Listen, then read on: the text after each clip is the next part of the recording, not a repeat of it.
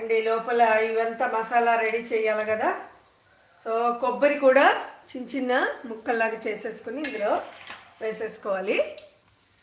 So చూడండి, అలాగే ఉల్లి వేసాము ఎలాగో.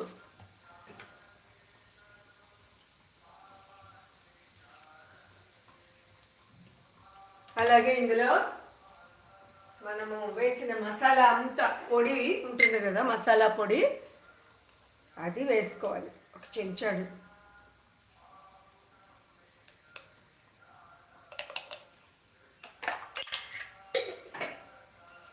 అలాగే ఇందులో పసుపు.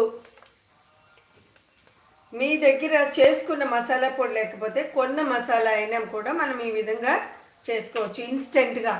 ఎందుకంటే గ్రైండ్లో రుబ్బడము అవ్వదు కాబట్టి, టైం టేకింగ్ కాబట్టి మనం ఇలాగా చేసుకోవచ్చు. అలాగే కొంచెం ధనియాలు కూడా వేస్తాము.